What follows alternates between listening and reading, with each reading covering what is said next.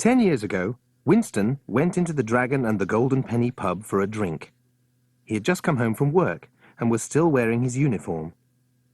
He went up to the bar, ordered a lemonade, the only drink he liked at that time, and sat by himself at a round little table in the corner.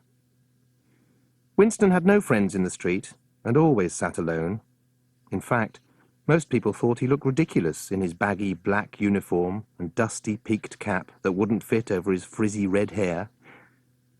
Now and again, Winston tried to start talking to someone, especially Mr. Cave, whom Winston desperately wanted to be friends with. But no one took him seriously and always referred to him as Silly Splinter.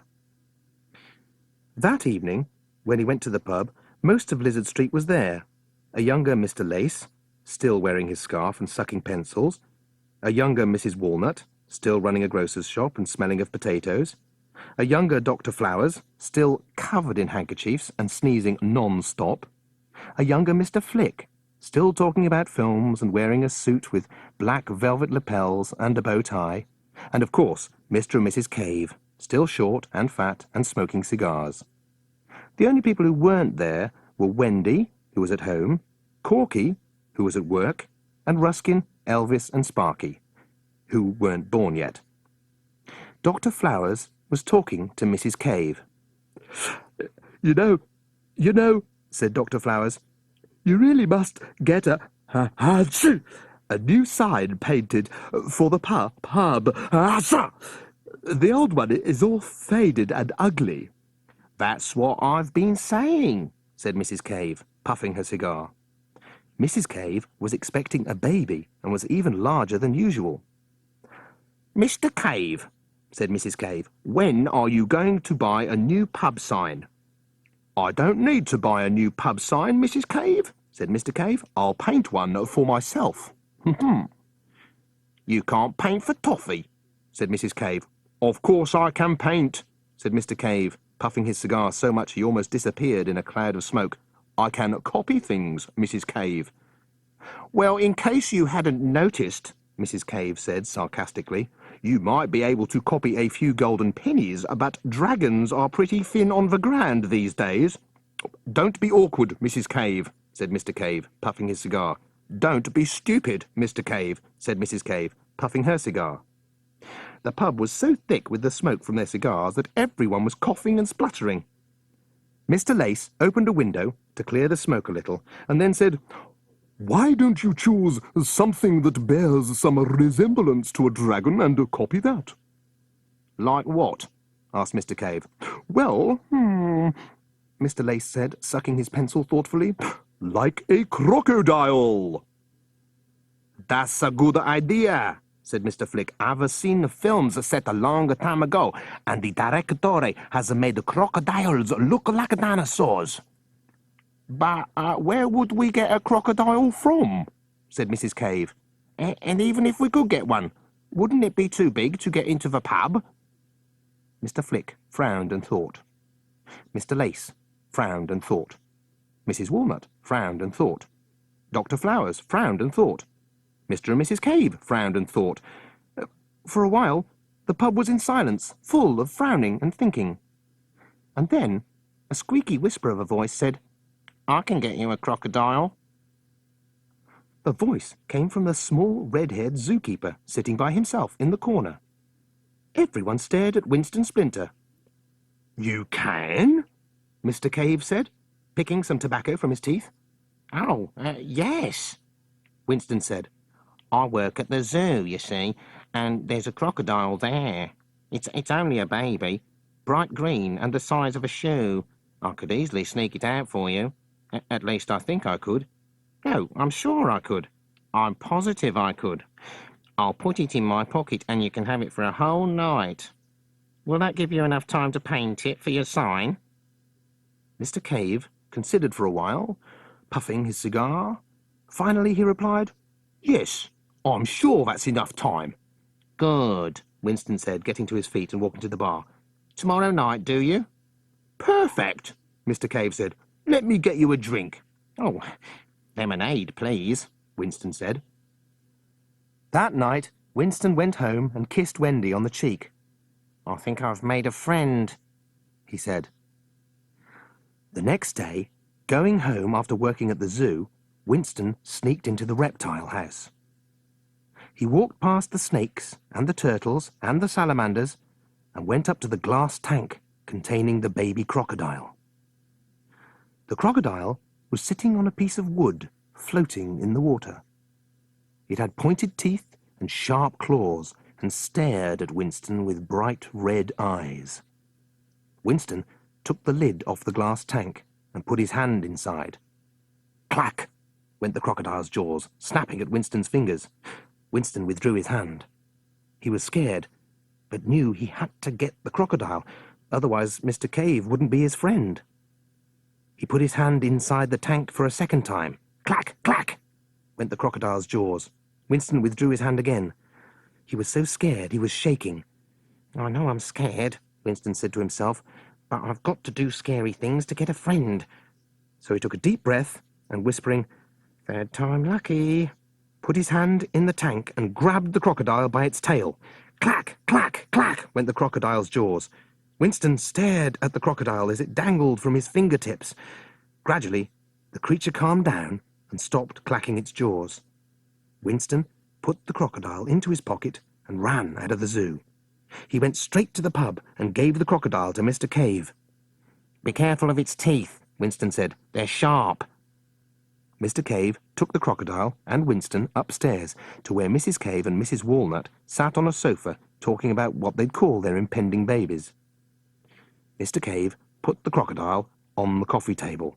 "Oh, what a darling little tail it's got," said Mrs. Cave. "What cute claws," said Mrs. Walnut. "And beautiful little teeth," said Mr. Cave. Then added, "I'm going to start painting the new sign right away. I'll give the crocodile back to you first thing in the morning, Winston. Is that all right?" "Fine," Winston replied, happy someone had called him by his first name. That night, Winston was woken by the sound of a siren. He looked out of the window and saw an ambulance outside the pub. Mr. Cave and Mrs. Walnut were helping Mrs. Cave into the back of the ambulance. Mrs. Cave was wrapped in a blanket and kept saying, "I want a cigar! Get me a cigar!" The ambulance drove away with Mr. and Mrs. Cave inside, and Mrs. Walnut went back into the pub. For a while, Winston thought nothing of it. He went back to bed and tried to sleep. Then, all of a sudden, he woke up and sat bolt upright, exclaiming, "My crocodile!" Winston rushed out of the house and, still in his pyjamas, ran to the pub as fast as he could. He knocked on the front door. "Mrs. Walnut!" cried Winston. "Mrs. Walnut!" He knocked again and again. Finally, Mrs. Walnut opened the door and asked, "What's wrong?" "My crocodile, Mrs. Walnut," gasped Winston. "Is my crocodile safe?" Mrs. Walnut, who had been sleeping, looked surprised. Your what?" she asked.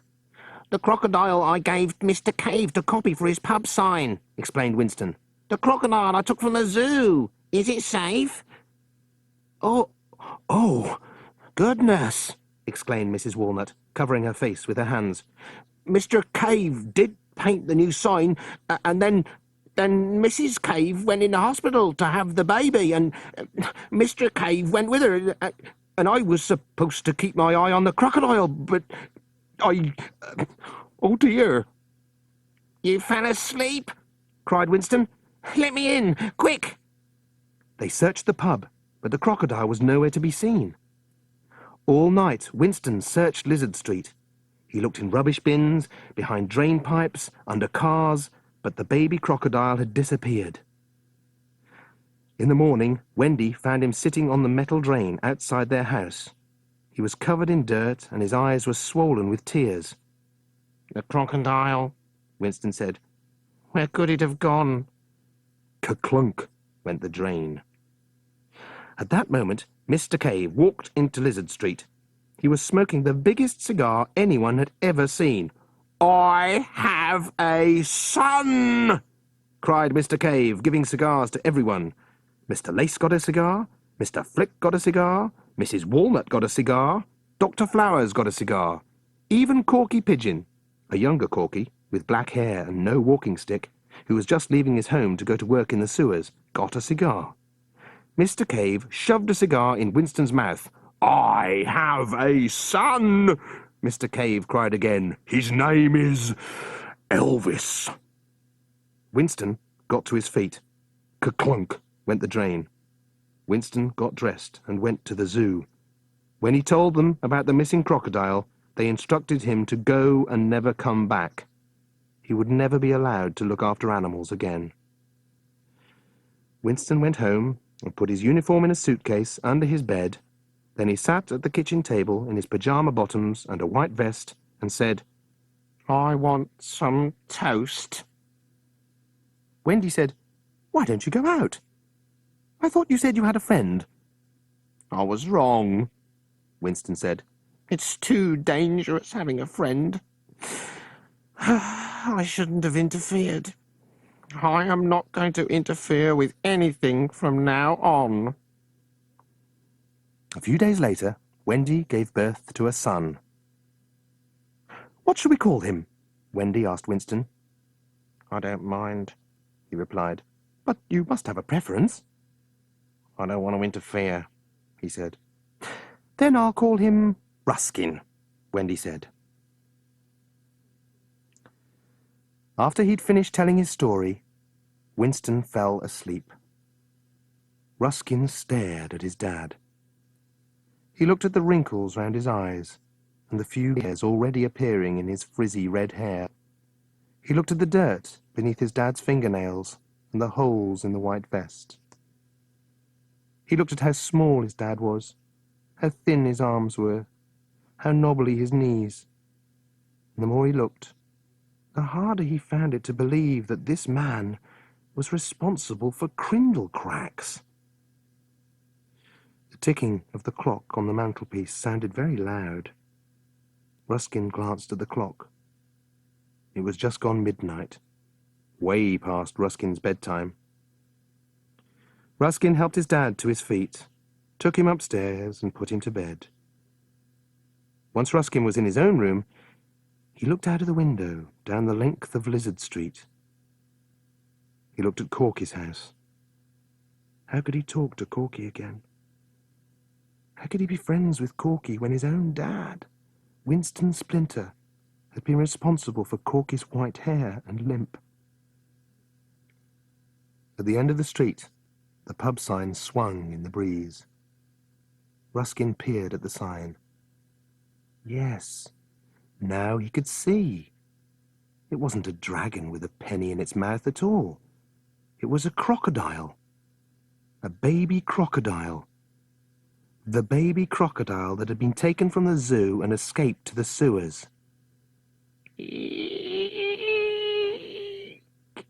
Went the sign. To Ruskin, it sounded like the most terrible noise in the world. The next morning, Winston couldn't remember a thing about what he'd said the night before, and Ruskin didn't tell him. All he said was that he'd found his dad asleep and had put him to bed. Wendy, Winston, and Ruskin sat at the kitchen table, eating their breakfast toast and drinking their breakfast tea.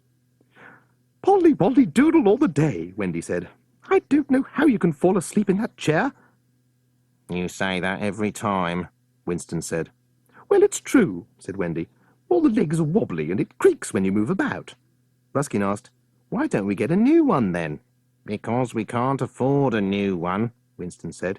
"Why are you always wanting things?" "I'm not always wanting things," Ruskin said. "Yes, you are," Winston persisted. "Give me this, give me that. It's not my fault I haven't got as much money as Elvis Cave's mum and dad. It's not my fault I haven't got a pub with a stained wood bar and satin cushions and a carpet with magnolias on."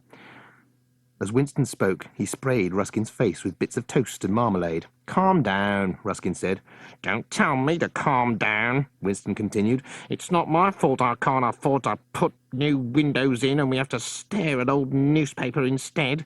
A bit of toast went into Wendy's eye. "Ouch!" went Wendy. Then she said, "Oh, Polly Wolly Doodle all the day, do shut up, Winston. Otherwise I'll have to have a bath to wash away all the bits of toast you're spraying everywhere." But Winston just kept on talking. It's not my fault I have to wear these mouldy pyjama bottoms and a vest with holes in. It's not my fault I haven't got any friends and I watch telly all night. It's not my fault I haven't got a job and have to look after toy animals instead of real ones.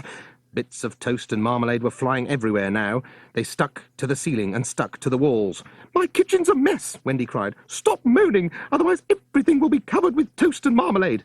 But Winston wouldn't stop. "It's not my fault we've got the biggest drain in front of our house and it goes ka-clunk. It's not my fault Elvis's ball goes dub-boing and smashes everyone's windows. It's not my fault we live on a street with dark bricks and cracked pavements and a road that's got holes in it. It's not my fault I'm short and thin with frizzy hair and my voice is a squeaky whisper and I need glasses with lenses so thick my eyes look like saucers. It's not my fault. It's not. It's not.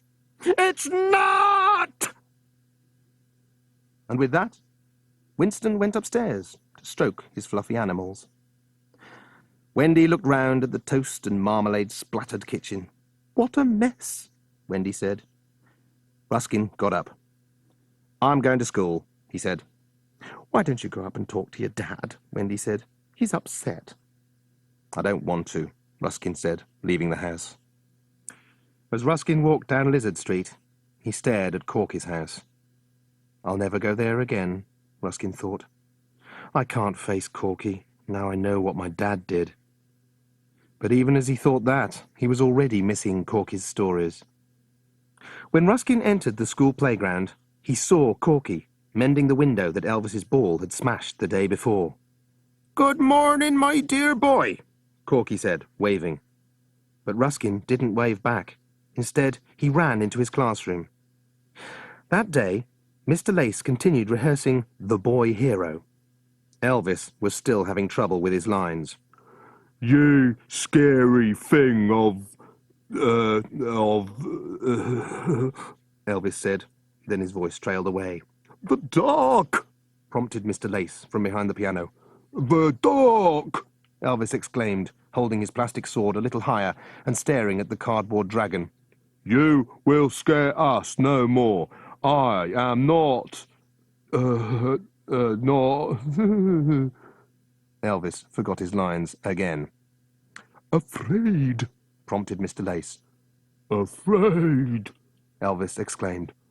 "I am not afraid. I have tamed you now," prompted Mr. Lace, putting another pencil in his mouth, making 3 in all. "Tamed you now, and I am your master." "Master," said Elvis.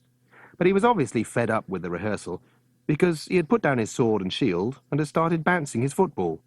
"Da-boing, da-boing." Mr. Lace said, "Really, Elvis, you must learn your lines." "Oh, I will," said Elvis, casually. "I'm serious," said Mr. Lace, sucking another pencil in his mouth, making 4 in all, and waving his hands in the air. "When I've learned my lines," Elvis said, "I'll be the best actor in the world." And he glared at Ruskin, waiting for him to contradict this. But Ruskin had his mind on other things, so he just stared at Elvis in silence. After school, Ruskin rushed out of the classroom to avoid Elvis, who still wanted to get him, and ran across the playground to avoid Corky. But Corky was at the main gate, already sweeping the playground, and it was impossible for Ruskin to get out without passing him. "Hello, me dear boy," Corky said, putting his hand on Ruskin's shoulder. "Are you going to help me clean the playground?" Ruskin stood still and stared at his feet. "No," Ruskin said softly. "Oh," Corky said. "Why not?" "No reason." "Have I done something to upset you?" "No, not you." "Then who? Has Elvis been picking on you again?" "It's not Elvis," Ruskin said, still staring at his feet. "Look at me, my dear boy," Corky said. Ruskin looked at Corky. "Tell me what's wrong," Corky said. "We can't be friends anymore," Ruskin said. "Why?" asked Corky. I can't tell you," Ruskin said. "Please don't make me." Ruskin ran out of the playground and down Lizard Street as fast as he could. "Ruskin!" Corky called after him. "Ruskin! Come back!" But Ruskin didn't go back. He just kept on running. Past Mr. and Mrs. Cave's pub, past Mrs. Walnut's shop, past Mr. Flick's cinema, past Mr. Lace's house with its window boxes full of marigolds, and past Dr. Flower's house, where the doctor could be heard sneezing.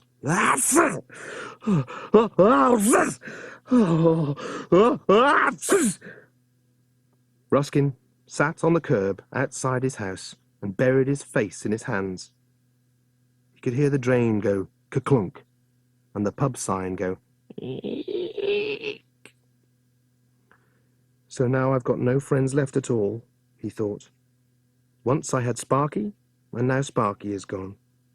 Once I had Corky, and now Corky is gone. Perhaps that's the way it will always be. Perhaps we're not meant to have friends forever. Just for a little while. But what will I do without Corky? Ruskin continued thinking. No more talking to him about all the plays I've read. No more listening to his stories and watching him lick the chocolate from biscuits. No more helping him sweep the school playground and going to the cinema to see black and white films. Ruskin was in the midst of his thoughts when he heard something right in front of him. Da-boing! It went. Ruskin jumped and looked up. Elvis stood there, bouncing his ball. Behind Elvis was Sparky Walnut. Not avoiding me, are you?" asked Elvis. "No," Ruskin said. "What?" said Elvis. "I can't hear you. Your voice is such a squeaky whisper, the breeze just blows it away." "I'm not avoiding you," Ruskin said, a little louder. "You call me a bad actor," Elvis said, "and that annoyed me. Didn't it, Sparky?" Yes, sir," said Sparky. "It's about time you found out once and for all," said Elvis, pointing at Ruskin with one hand and bouncing the ball with the other, "that I can do what I like. Right, Sparky?" Yes, sir," said Sparky. "So, you're going to get a scalp scratching," said Elvis, grabbing Ruskin and holding him tightly. "What a muscleless, short, thin, squeaky-voiced Splinter you are." And with that, Elvis started to scratch Ruskin's scalp, scratching him so hard and so fast that Ruskin felt as if his hair was being pulled out by its roots. "Stop scratching me!" cried Ruskin. "Can't hear you," said Elvis, scratching him even harder. "You're scalping me!" cried Ruskin, struggling to get free. "This should be a school game on sports day," Elvis said to Sparky. "Scalp scratching is such fun." Yes, sir," said Sparky. Suddenly, something fell from Ruskin's pocket and rolled into the gutter. Elvis stopped scratching Ruskin and let him go. "What was that?" asked Elvis. "It looked like gold." Ruskin held his sore head. He wobbled from side to side, and although his head hurt so much he could barely think, he knew what had fallen from his pocket and what Elvis was about to pick up. It was Corky's medal. "It's mine," Ruskin said faintly. "Correction," said Elvis, clutching the medal in his fist. "It's mine. Right, Sparky?" Yes, sir," said Sparky. Golden light reflected in Elvis's face as he stared at the medal. It glinted in his eyes and made him look quite mad. "A medal," Elvis said. "I should have a medal. After all, I am a hero. Right, Sparky?" Yes, sir," said Sparky. Ruskin made a grab for the medal, but all he managed to catch hold of was the pin. "Go away," said Elvis, pushing him. The pin came away in Ruskin's hand. "Come on, Sparky," Elvis said. "Let's go and break some more windows." And they walked away down Lizard Street. Ruskin stared at the pin in his hands. That's all he had left of Corky's gift. He put the pin in his pocket and went indoors. His mum and dad were peering through a hole in one of the sheets of newspaper that replaced their window. "You saw that?" Ruskin said angrily. "You saw Elvis scratch my scalp and steal something from me, and you didn't do anything to help. You just watched." "Well, best not to interfere," Winston said. "Polly-wolly doodle all the day," Wendy said, then added, "Kiss?" Ruskin sighed and sat down without kissing her. "Tea?" she asked. No answer. "Poached egg on toast?" Still no answer. Wendy looked at Ruskin and asked, "What's wrong with you?" "I just don't want to kiss you, and I'm not hungry," he replied. "That's all."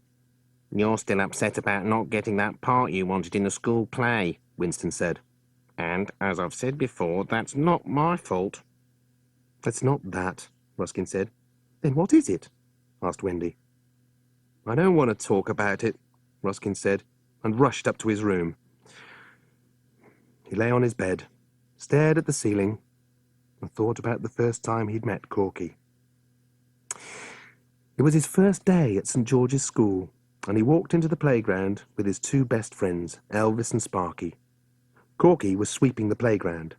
The three boys rushed up to Corky. "What's your name?" asked Ruskin. "I'm Corky Pigeon," replied Corky. "Are you a teacher?" asked Elvis. "No," said Corky. "I'm a caretaker." "What does a caretaker do?" asked Sparky. "I look after the school," Corky said. "I sweep the playground and mend the broken light bulbs and clean all the windows." Elvis looked up at the school. "There are a lot of windows," Elvis said. "It must take you ages to clean them." "Oh, yes," Corky said. "It takes me ages, me dear boy. Sometimes I wish I never had to clean another window ever again." And from that day, Ruskin and Corky became good friends. They talked about plays and books and the dramas of Shakespeare. Elvis asked Ruskin, "Why does Corky like you so much?" "I don't know," Ruskin answered. "He just does." "He doesn't like me," Elvis said. "But I don't care. I think he's a silly white-haired old man." Soon after that, Corky gave Ruskin a football as a present, and Elvis started to grow and stole the ball. And everything changed. Ruskin's thoughts of the past were interrupted by someone knocking at the street door. He heard his mum answer it, then call upstairs, "Ruskin, it's for you." No one ever called for Ruskin, at least not since he had stopped being friends with Elvis and Sparky. Ruskin went to the top of the stairs and looked over the landing. Corky was standing at the front door. "Hello, my dear boy," he said. "Hello," Ruskin said. "Can I talk to you?" asked Corky. A pause. "Please," Corky said. Ruskin went downstairs. The two of them sat on the curb outside. Ka-clunk went the drain in front of them. For a while, they sat in silence. Then Ruskin noticed that Corky was holding something. He looked closer and saw it was the metal helmet with the torch on it. "What are you doing with that?" asked Ruskin. "Are you going into the darkness again?" "No," replied Corky. "It's for you." But I don't deserve it," Ruskin said. "I ignored you when you called out to me, and Elvis has stolen the medal you gave me. All I've got left is a pin." Corky smiled and shook his head. "That doesn't matter, my dear boy," he said. "A pin is a useful thing to have.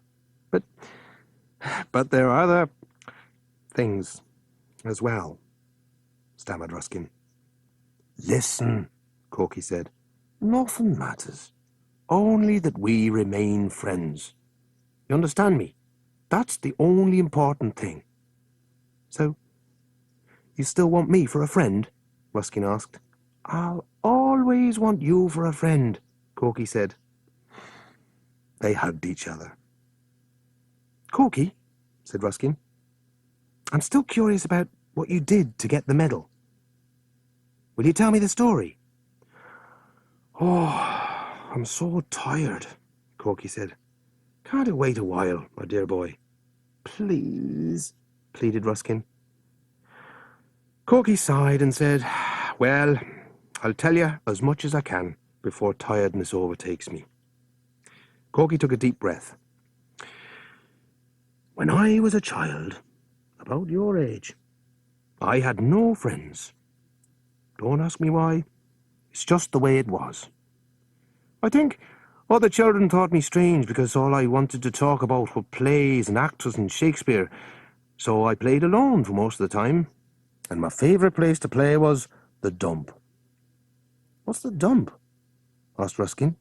Well, it's not there anymore, said Corky, but it used to be an area of waste ground. I used to play there every day. It was great fun. And then, one day, I found something. Corky yawned. What was it? Asked Ruskin, eyes wide.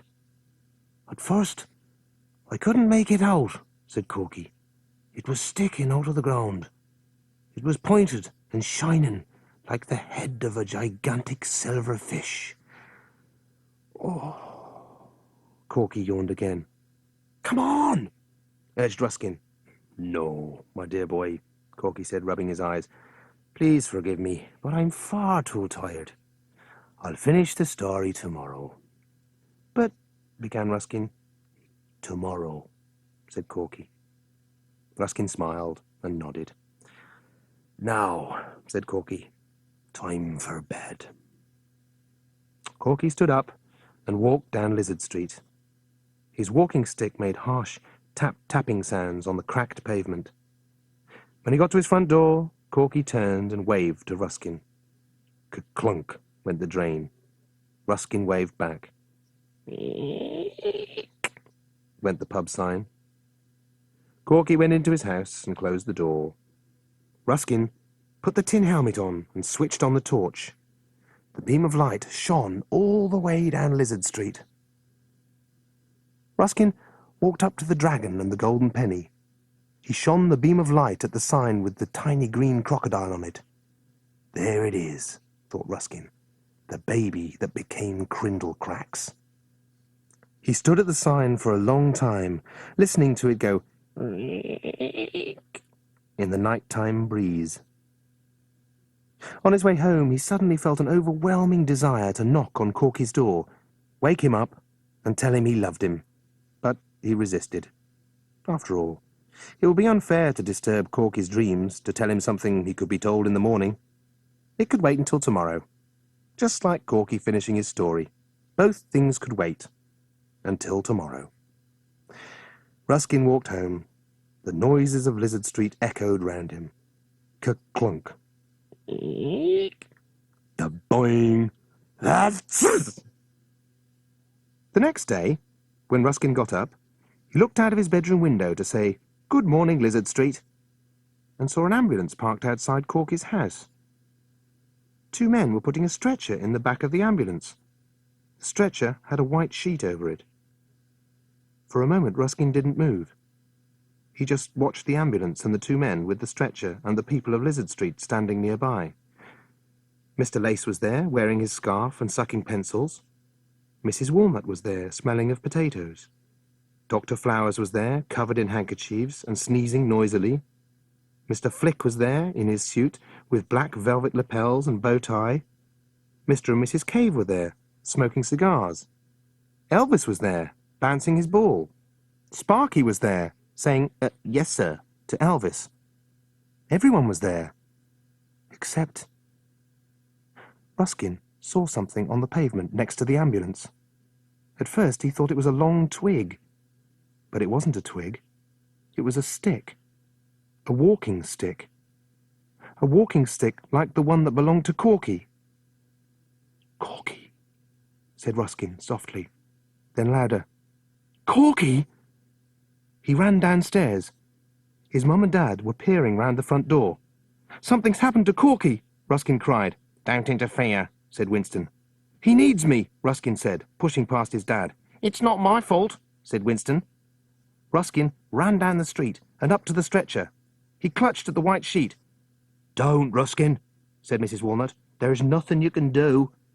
It happened early this morning, said Dr. Flowers. We found him on the pavement, said Mr. Cave. He was on his way to school, said Mr. Lace. Must have been a heart attack, said Mrs. Cave. Yes, they all murmured, a heart attack. The doors of the ambulance closed, and it drove away. The street was very quiet. Ruskin picked up Corky's walking stick and stared at everyone. He was trembling, and his eyes were full of tears. Ruskin knew it wasn't a heart attack. He knew that, after all these years, Krindlekrax had finally got Corky. "It's all your fault," Ruskin cried. "Every one of you." And he pointed at Dr. Flowers, saying, "It's your fault, because 10 years ago you said the pub sign needed painting." Then he pointed at Mr. Lace, saying, "And it's your fault, because you suggested Mr. Cave copy a crocodile." Then he pointed at Mr. Flick, saying, "And it's your fault, because you agreed with Mr. Lace." Then he pointed at Mr. Cave, saying, "And it's your fault, because my dad wanted to be your friend." And he pointed at Mrs. Cave, saying, "And it's your fault, because you went into hospital to have Elvis." And he pointed at Mrs. Walnut, saying, "And it's your fault, because you fell asleep and let the crocodile escape." Ruskin ran back home. He pushed past his mum and dad and rushed up the stairs. At the top step, he turned round and pointed at his mum. "And it's your fault, because you threw toast down the drain." Then he pointed at his dad, saying, "And it's your fault, because you took the crocodile in the first place." Ruskin ran into his room. He flung open his window. "I hate you, Lizard Street!" he screamed, his voice louder than anyone had ever heard it before. "I hate you! I hate you! I hate you!" Ruskin lay in bed. Spread out across the blankets in front of him were Corky's walking stick, the tin helmet with the torch, and the pin from the medal. Tears dripped constantly from Ruskin's eyes and soaked the pillows and mattress. Wendy came up to see Ruskin. "Kiss?" she said. "No," Ruskin said. "Tea?" "No." "Toast?" "No." "Baked beans on toast?" "No." "Poached eggs on toast?" "No." "Scrambled egg on toast?" "No." "Fried egg on toast?" "No." "Then what do you want?" Wendy asked. "I want Corky back," Ruskin replied. Wendy sat beside Ruskin and stroked his forehead. "He's not coming back, darling," she said. "You've got to understand that. He's dead. We've all got to die sometime. This is just the first time you've experienced it. Corky's body got tired, that's all." "No," Ruskin said. "Krindlekrax got him." "What's Krindlekrax?" "The giant crocodile from the sewers. The one that Dad stole from the zoo. The one that cracks our pavement and scorches our bricks and digs up our roads. The one that's been searching for Corky for 10 years. And now it's got him." Wendy shook her head and said, "Oh, Polly, Wally, Doodle, all the day. Where do you get these stories from? You must get up. Everyone in Lizard Street is worried about you." "I don't want to see anyone," Ruskin said. "Everything that is me hurts. My toenails hurt, my hair hurts, my eyelashes hurt, my teeth hurt. I feel tired all the time and I can't stop crying. There's an ugly taste in my mouth that I can't get rid of, and when I fall asleep I dream that Corky is alive, and the ambulance was a mistake." "Have some tea," Wendy said. "Then you'll feel better. I've got some chocolate biscuits."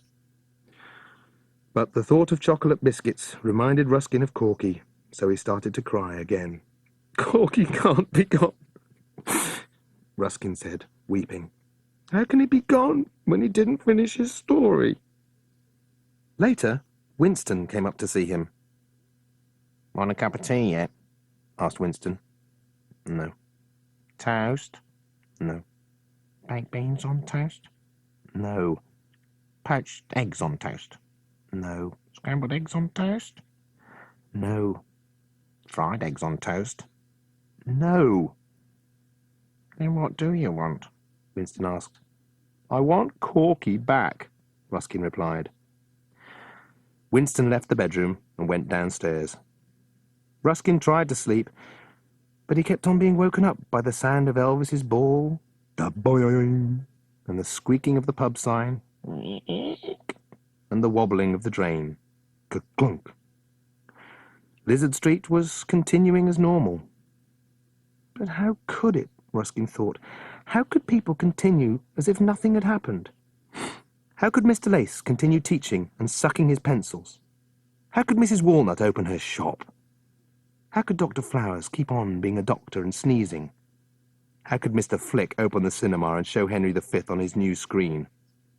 How could Mr. and Mrs. Cave open the pub, serve drink, talk, smoke cigars? How could Elvis continue bouncing the ball, followed by Sparky, who continued to say, yes, sir? How could his mum, Wendy, continue making tea and toast? How could his dad still look after fluffy animals and say, it's not my fault? How could St. George's School continue with its school play? How could everyone eat breakfast and dinner and watch television and go to bed and dream their dreams? Ruskin imagined Corky's house, empty and collecting dust. A packet of chocolate biscuits uneaten, the seats unsat, the lights unlit, the carpets untrod. All those little things that Corky had collected throughout his life. All the things he knew, the things he'd seen, the plays, the films, the books he'd read. Everything was gone, invisible now, as if they had never been. Ruskin started to weep again. I wish I could stop crying, Ruskin said to himself. But I can't. It's as if my whole body is full of tears.